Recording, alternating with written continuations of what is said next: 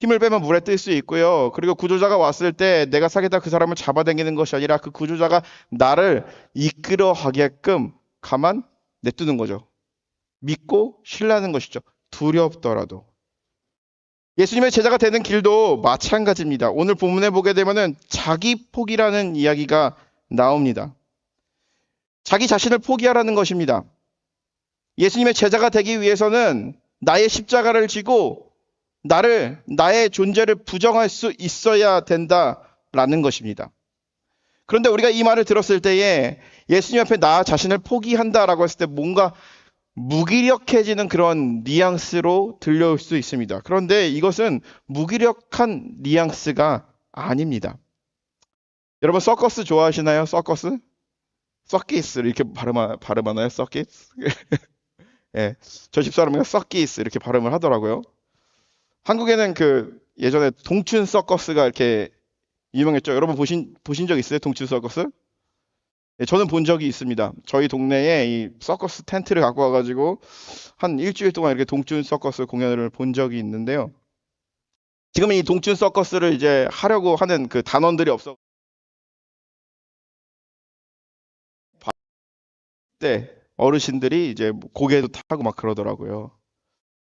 근데 거기서 보게 되면은 이제 그네를 타는 이제 고개사들을 볼 수가 있습니다. 고개사들은요, 어떻게 합니까? 그네를 이렇게 막 타다가 다른 곳으로 이렇게 다른 그네로 옮겨 탈라 그럴 때 어떠한 사람이 자신을 붙잡아 줍니다. 근데 중요한 것은 바로 무엇이냐면은 정확한 타이밍에 자신의 그네에서 내려와야 돼요. 그리고 자신의 팔을 뻗어 상대방의 팔을 잡으면 안 됩니다. 상대방의 팔이 나를 잡아야지 내가 잡고 살 수 있는 것이죠. 이것이 의미하는 것은 바로 무엇입니까? 그네를 타면서 살기 위해서 점프를 뛰죠. 근데 이 사람이 아무리 훈련된 사람이라고 할지라도 아무리 많은 경험이 있다고 할지라도 그 순간만큼은 나를 잡아주는 그 캐쳐한테 자신의 몸을 위탁해야 된다라는 것이죠. 이것이 의미하는 것은 바로 어떠한 의미일까요? 나를 포기한다라는 것은요, 단순히 나는 아무것도 아니야, 무기력해지는 것이 아니라 내가 할 수 있는 최선을 다하는 것입니다. 그런데 내 자신을 온전히 주님께 맡기는 것입니다. 나에게 어떠한 경험이 있다고 할지라도, 나에게 예상되는 그러한 고통이 있다고 할지라도, 예수님의 제자가 되기 위해서는 주님의 십자가를 진다라는 것은요, 내 자신의 통제권을요, 나한테 두는 것이 아니라 예수님께 두는 것이라는 거죠. 주님께 온전히 위탁하는 것이죠. 여러분 수술을 해보신 적이 있으십니까? 수술대 위에 올라가 보신 적이 있으십니까? 저는 있습니다. 맹장 수술을 한번 한 적이 있어요. 수술대 올라갔을 때 만약에 이 사람이 아무리 많이 배운 사람이고 그리고 또 어떤 능력이 있는 사람이고 그리고 또 사회적으로 아주 유명 인사입니다. 그런데 수술대에 올랐을 때는요. 의사의 말을 들어야 돼요. 그 사람의 생명을 통제하는 건 물론 하나님이지만 그 수술을 하는 사람은요. 의사입니다. 그런데 이 수술을 받는 사람이 자기가 좀 많이 안다고 그 자리에서 막 이것저것 하게 되면은 수술이 되지가 않는 것이죠. 온전히 위탁해야지 수술이 된다라는 것이죠. 즉 우리에게 있어서 참된 자기 포기는 바로 무엇일까요? 나의 십자가를 진다라는 것은 바로 무엇일까요? 그것은 바로 내 자신을 포기할 수 있어야 된다는 것이죠. 내가 가지고 있는 욕심, 내가 가지고 있는 야망, 내가 가지고 있는 경험, 지식 그런 것들을 주님의 십자가를 지기 위해서는 포기할 수 있는 그런 믿음이 있어야 된다는 것이죠. 그거를 잡고 있는 순간, 놓는 그 순간에는요, 너무나도 힘들 수도 있습니다. 자기 자신을 포기하는 것. 그런데 그것을 포기하며 자기 자신을 포기하고 주님의 이끄심에 따라 주님의 통제하심에 따라 우리가 삶을 살아갈 때에 우리는 세상이 맛볼 수 없는 그러한 평안을 누릴 수 있다라는 것입니다. 예수님께서는요 더 강하게 얘기하십니다. 자기 포기와 동시에 십자가에 대해서 말씀하시죠. 누구든지 자기 십자가를 지고 나를 따르지 아니하면 내 제자가 되지 못한다라고 얘기합니다. 자기 십자가를 지고 나를 따르지 않는다. 이것이 의미하는 것은 바로 무엇입니까? 그것은 어떤 것입니까? 내가 예수 그리스도를 믿음으로 말미암아 십자가를 졌습니다. 그런데 우리의 발걸음이요, 우리의 걸음이 그 십자가를 지고 예수님을 따라가야 한다라는 것입니다. 우리가 흔히 생각하기에 내가 십자가를 지고 간다라는 그런 삶을 생각해 봤을 때 그냥 나에게 힘든 일들, 나에게 불편한 일들, 그리고 나에게 어려움을 주는 일들을 십자가라고 생각할 수가 있습니다. 그런데 중요한 것은요, 그것이 다가 아닙니다. 십자가가 우리에게 주는 그 의미는 바로 무엇입니까? 그것에 대한 본질은요, 철저한 단절이자 고독입니다. 우리는 살다 보면서 많은 사람들을 만납니다. 그리고 많은 이야기를 듣습니다. 그리고 많은 것들을 경험을 합니다. 그런데 주님의 십자가를 지고 주님을 따른다라는 것은요, 그러한 이야기에 흔들리지 않고 주님의 목소리만 들으면서 걸어가는 것이죠. 예수 그리스도께서 십자가를 걸어가신 그 길이 바로 그러한 길이었습니다. 하나님의 아들 예수 그리스도는 아기의 모습으로 이 땅에 오셨어요. 그리고 인간들이 겪는 모든 고통을 겪어가면서 고난과 슬픔과 기쁨을 함께 나누셨습니다. 그런데 우리가 그런 예수님이 이 땅에 오신 분명한 이유는 십자가를 지기 위함이었어요. 예수님이 십자가를 지고 골고다 언덕을 올라갔을 때 예수님을 따랐던 많은 제자들 아무도 예수님 옆에 있지 않았습니다. 가룟 유다는요, 예수님이 신뢰하는 제자 중에 한 명이었어요. 그런데 그조차도 예수님을 팔아먹었어요. 예수님에게 많은 것을 얻어먹은 배고픈 군중들이 있었습니다. 많은 기적을 경험한 사람들이 있었어요. 그리고 예수님에게 치료받은 사람도 있었어요. 그런데 십자가를 지고 가는 그 순간에 예수님 주위에 그 사람들은 아무도 없었어요.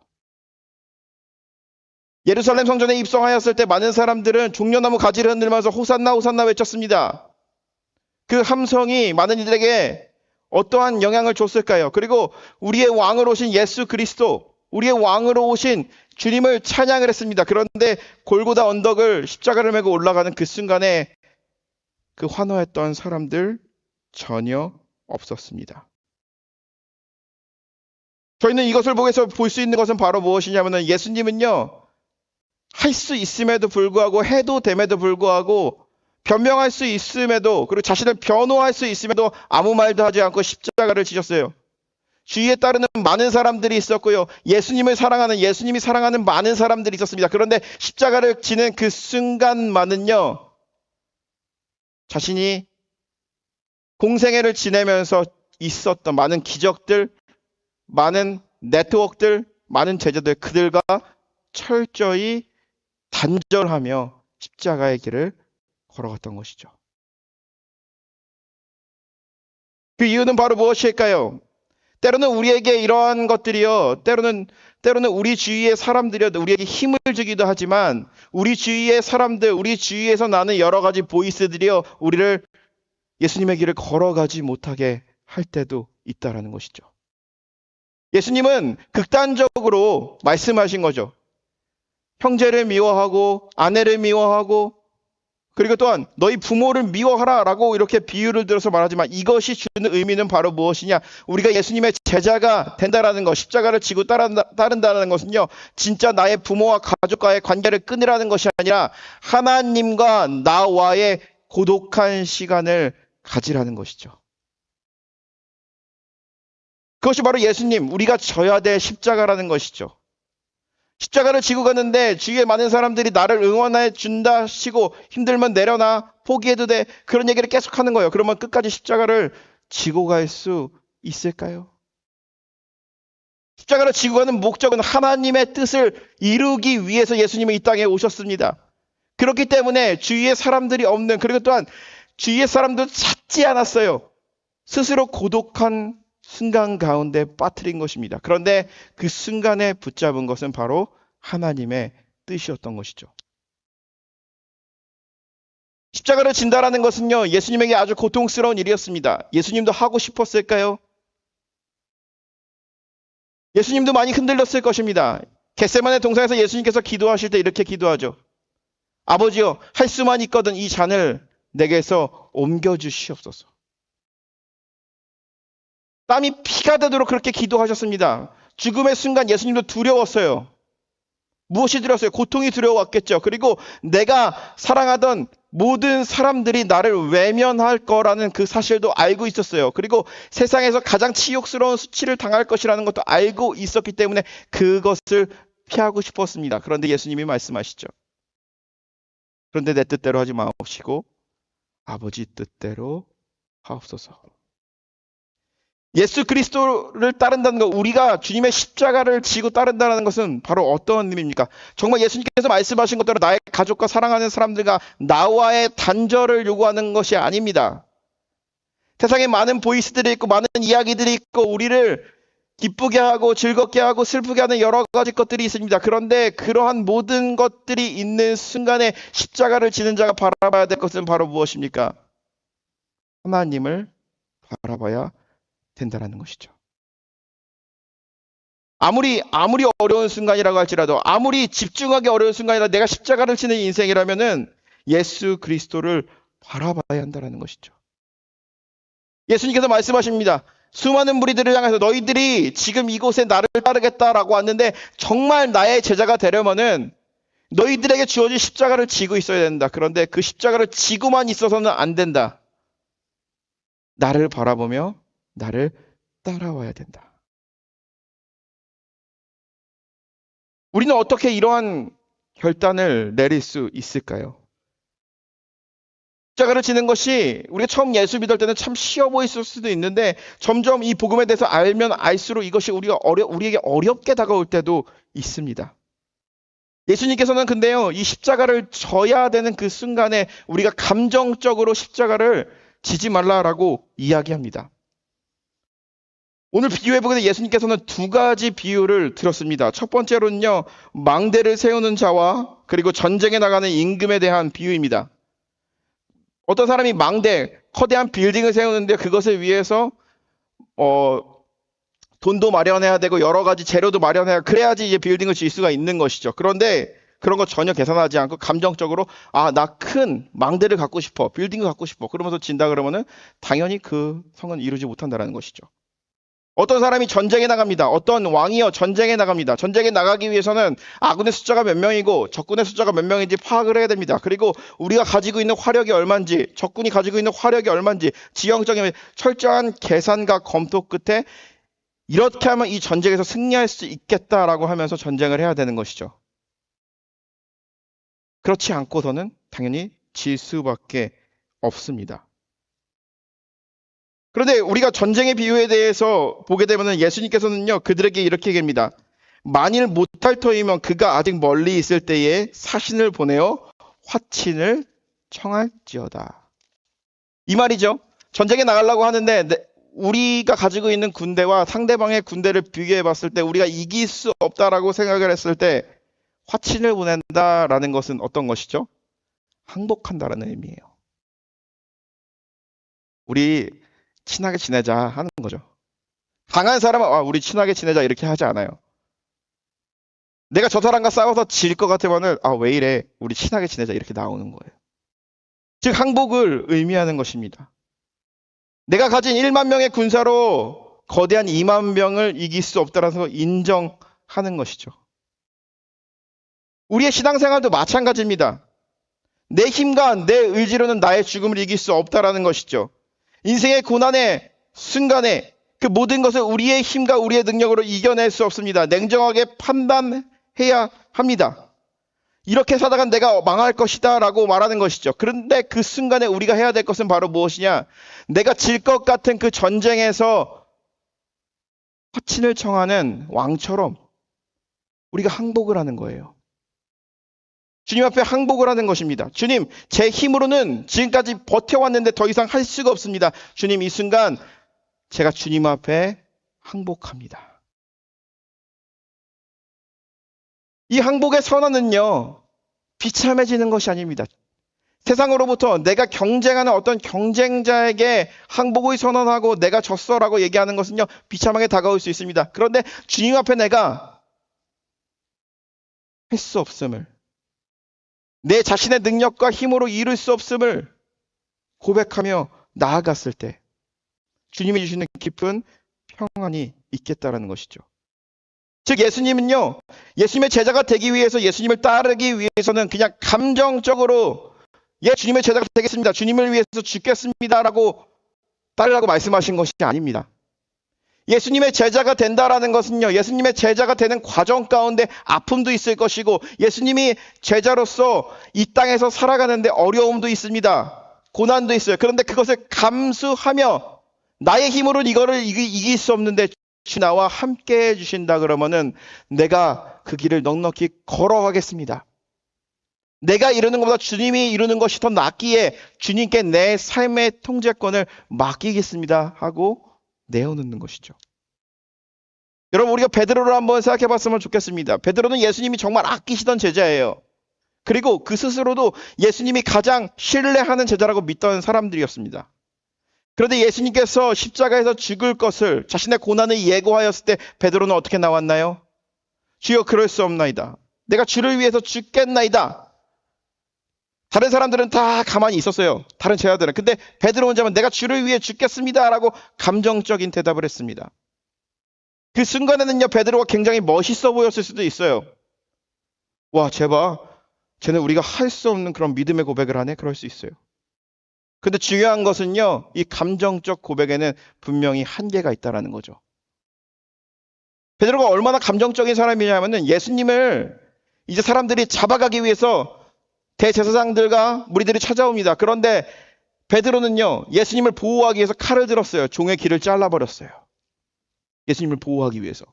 여기까지만 봤을 때 이 베드로는요, 진짜 자기가 뱉은 대로요, 자기가 말한 대로 예수님을 위해서 죽을 것 같은 그런 제자였겠죠. 그런데 중요한 것은 무엇입니까? 예수님께서 예루살렘 성에 입성하시고 체포를 당하시고 빌라도에게 신문을 받으셨습니다. 콜트 위에 씁니다. 그런데 그 주위에 제자 한 명도 없었어요. 베드로는 예수님 근처에 있지도 않았어요. 예수님의 십자가를 지고 골고다 언덕을 올라가고 있는 순간 얼마나 고통스러웠겠습니까? 그런데 그 순간 내가 예수님을 대신해서 이 십자가를 져주겠다라고 하는 사람, 제자들 중에 한 명도 없었어요. 그리고 베드로도 역시 그곳에 없었어요. 그런데 더 중요한 것은요, 어떤 것입니까? 베드로가 이제 예수님을 사랑하긴 합니다. 그런데 예수님 근처에 있으면 내가 예수님처럼 죽을 것 같은 것이 두렵기 때문에 멀리 서서 예수님을 바라보고 있었습니다. 멀리 서서 아파하고 있었습니다. 사람들이 모인 곳에서 불을 쬐고 있었어요. 불을 쬐고 있으면서 이제 사람들이랑 얘기를 하는데 어떤 사람이 이 베드로를 알아본 겁니다. 저 사람들 예수와 같이 함께 다녔던 제자 아니야?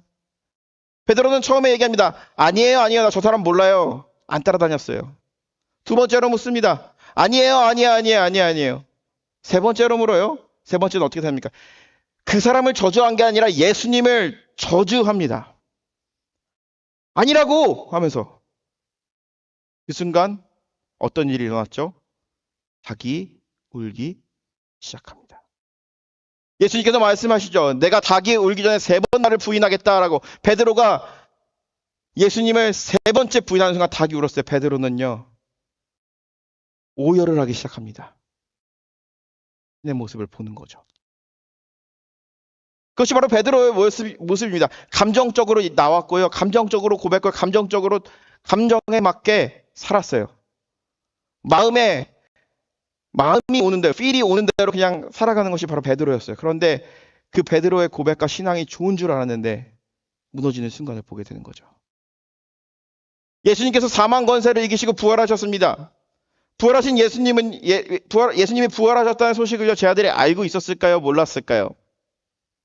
성경에 그 이야기에 대해서 이야기하고 있진 않지만 예수님이 부활하셨다는 그 사실을 제자들 분명히 알았을 것입니다. 그런데 그들이 예수님에게 먼저 찾아간 것이 아니라 예수님이 그 제자들을 찾아가셨던 그 이유는 바로 무엇입니까? 제자들 마음 가운데는 깊은 죄책감이 있었어요. 예수님의 죽음 앞에 그 주위에 한 명도 없었거든요. 베드로 역시 예수님께서 부활하셨다는 소식을요, 알고 있었으리라고 저는 생각을 합니다. 그런데 예수님 앞에 가까이 나아가지 못해요. 자신을 알기 때문에.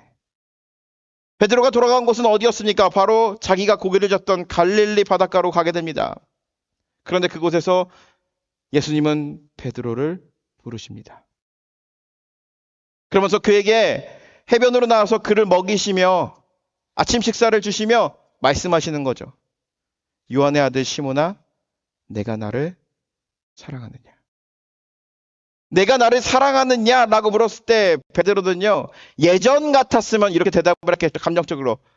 아, 주님, 그거를 말이라고 하십니까? 주님을 위해서 십자가를 지더니 뭐든지 내가 다 하겠습니다. 이렇게 고백했겠죠. 그런데 베드로가 말하는 거. 내가 주님을 사랑하는 줄 주께서 아시나이다. Lo, you know that I love. 이렇게 3번 질문을 하게 돼요. 내가 나 요한의 아들 시몬아, 내가 나를 사랑하느냐? 라고 질문하였을 때 베드로는 역시 똑같이 대답을 하죠. Lo, you know that I love you. 내가 주님을 사랑합니다 라고 고백하는 것이 아니라 내가 얼마나 주님을 사랑하시는지 내가 아는 것이 아니라 주님이 아십니다 라고 하면서 그의 말이, 고백이 겸손해진 거죠. 베드로의 이 신앙의 과정을 봤을 때 우리가 느낄 수 있는 것은 바로 무엇이냐? 그리고 또 우리가 삶 속에서 믿음 생활하면서 오류를 범할 수 있는 문제는 바로 무엇입니까? 우리는 감정적으로 뭔가를 예수님의 사랑을 해결하려고 합니다. 감정적으로 뭔가를 나와서 감정적인 순간을 또 찾아 나아갑니다. 나에게 은혜를 주는 것, 감동적인 메시지가 있는 것, 그런 것을 찾아서 사람들이 다닙니다. 그런데 감정적인 우리의 고백은요, 언젠가는 후회할 수 있다라는 것이죠. 감정적인 우리의 고백은요, 그 순간은 나에게 있어서 결단이 된다지만 결단을 하면서 막상 살아가려고 할 때 그 이후의 삶을 예상하지 못했기 때문에 결국에는 후회하게 된다는 것이죠. 넘어질 수도 있다라는 것이죠. 그런데 주님께서 우리에게 말씀하시는 이유는 바로 무엇입니까? 망대의 비유와 그리고 또 전쟁에 나가는 임금의 비유를 통해서 이야기하는 것은 바로 무엇입니까? 철저히 계산하고 고민하자. 그런데 철저하고 계산하고 고민한 가운데 우리가 깨닫는 것이 있습니다. 그것은 바로 무엇입니까? 예수님의 제자가 되라 그러면은 이러한 고통을 겪어야 되고 이런 과정이 있고 그리고 또 당시의 사회에서 세상으로부터 비난을 받을 수 있고 죽을 수 있는 그런 상황이 온다라는 것을 철저하게 계산을 하는 것이죠. 그런데 그 계산을 하면서 예수 그리스도를 알아가면 알아갈수록 그 알아가는 과정 가운데 베드로가 느꼈던 체험, 우리가 느꼈던 체험은 바로 무엇입니까? 우리의 연약함을 느끼게 되는 거죠. 내 힘으로 내가 할 수 없다라는 거. 내 힘으로 내가 할 수 없다라는 그 사실을 깨닫습니다. 또 한 가지는 바로 어떤 것입니까? 나의 악함을 깨닫게 되는 거죠. 그런 순간을 거친 다음에 우리가 할 수 있는 것은요, 바로 항복하는 거죠. 내 자신을 포기할 수 있는 것, 자기 포기를 진정으로 이룰 수 있는 것입니다. 주님께서는 우리에게 말씀하십니다. 우리에게 감정적인 고백을 하라고, 그리고 마음의 필이 오는 대로 얘기하라고 하지 않아요. 세상은 마음이 느껴지는 대로 행동하라고 얘기합니다. 그런데 주님께서 우리에게 주는 메시지는 바로 무엇입니까? 부활하신 주님이, 그리고 지금 이 대림절기에 이 리비스톤교에서 주어지는 메시지는 무엇입니까? 감정적인 고백이 아니라 내 안에 깊은 고뇌와 고민과 그런 시간 끝에 우리가 결정하라는 것이죠. 결정하는 악함을 깨닫고 주님이 아니면은 나는 살아갈 수 없습니다. 주님께서 나의 삶을 이끌어 주셔야만 합니다라고 나아가는 것이죠.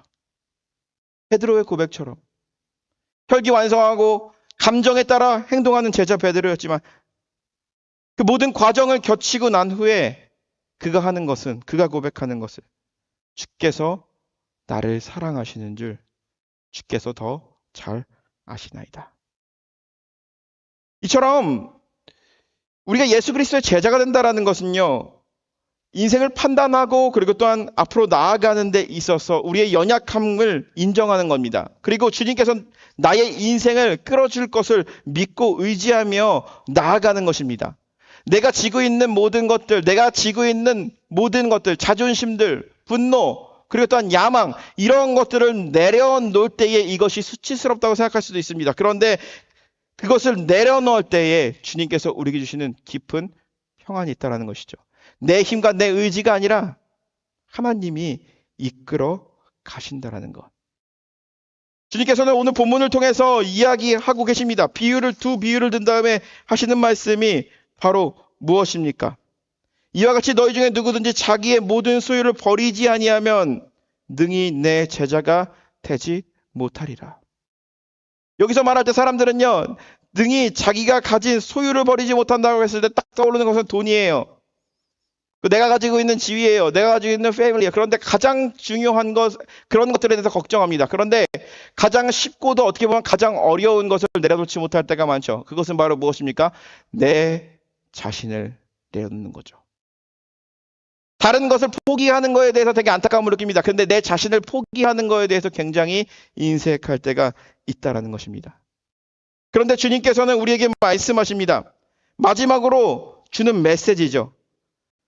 이 34절의 말씀이죠. 소금은 좋은 것이나 소금이 만일 그 맛을 잃으면 무엇으로 짜게 하리요. 예수님께서 마지막으로 제 아들에게 소금 이야기를 하십니다. 소금 이야기를 하면서 하시는 메시지를 우리가 다시 한번 살펴볼 필요가 있습니다. 그것은 바로 무엇입니까? 소금이라는 것은요, 맛을 내기 위해서 사용되는 것입니다. 때로는 부패를 막기 위해서 사용되는 것입니다. 겨울에는 어떻게 쓰이죠? 빙판을 녹이는데 사용되는 것이죠. 사용을 해야 되는 분명한 이유가 있는 것이죠. 얼마 전에 제 한국에 있었을 때 제 학생이 여기 그 남미를 여행하다가 저희 교회에 온 제자가 있죠. 그런데 그 제자가 볼리비아를 가가지고 볼리비아에서 소금을 사왔어요. 근데 소금이 이렇게 예쁘게 생겼어요. 조그만데. 그런데 그거를 뭐 집에 소금이 없는 것도 아니고 해서 찬장에 고이 모셔놨어요. 그래서 어느 순간 이런 생각이 들더라고요. 아, 이거는 분명히 요리할 때 쓰라고 만든 소금인데 아무리 예쁘더라도 이렇게 두게 된다 그러면 언젠가는 정말 버려지지 않을까라는 생각이 든다라는 것이죠. 예수님께서도 말씀하신 것이죠. 십자가를 지고 가는 인생, 예수님의 제자가 되는 인생은요, 소금과 같은 자들이 되어야 한다라는 것이죠. 그런데 여기서 말하는 소금은 바로 어떤 것입니까? 소금의 역할은 가만히 있을 때 그 역할을 감당하는 것이 아닙니다. 소금의 역할은요, 어떠한 것을 변화시키고 어떠한 부패를 방지하고 그리고 또한 어떠한 것을 녹이는데 사용된다라는 것이죠. 주님께서 말하신 소금의 역할은 바로 무엇입니까? 주님의 십자가를 지고 걸어간다는 것은요, 주님께 나아간다는 것은요, 내가 세상 가운데 사람들 속에서 살아갑니다. 그런데 평화가 없는 세상 공동체 가운데, 상황 가운데 내 자신을 녹이는 겁니다. 내 자신을 녹이고 내 자신은 사라지는 것입니다. 그런데 내 자신이 사라짐으로써 예수 그리스도의 영광이, 하나님의 은혜가 드러나게 되는 것이죠. 예수님께서 말하시는 십자가를 지고 가는 인생, 소금과 같은 인생은 어떠한 인생입니까? 그리스도께서 하나님의 아들임에도 불구하고 이 땅에 오셨습니다. 우리에게 진정 소금의 비유가 되신 거죠. 십자가에서 우리를 위해서 자신을 던지시면서 몸의 모든 것을 쏟아내시고 우리의 죄를 짊어지시고 십자가에서 죽으셨습니다. 육신의 몸은 갈기자기 찢어졌고 볼품없는 그런 시체가 되었습니다. 그런데 예수님께서 그렇게 희생하였을 때, 이 땅 가운데 예수의 보혈이 머물렀을 때 우리에게 구원을 주셨다는 거죠. 믿는 우리에게도 해당되는 것입니다. 우리의 삶 가운데 어떤 갈등이 있습니까? 그리고 어떠한 문제가 있습니까? 그리고 우리가 속해 있는 어떤 공동체 가운데 갈등이 일어나면 평화가 없다 그러면은 내 자신을 녹여보시기 바랍니다. 내 자신이 녹여지고 나는 사라지는 것입니다.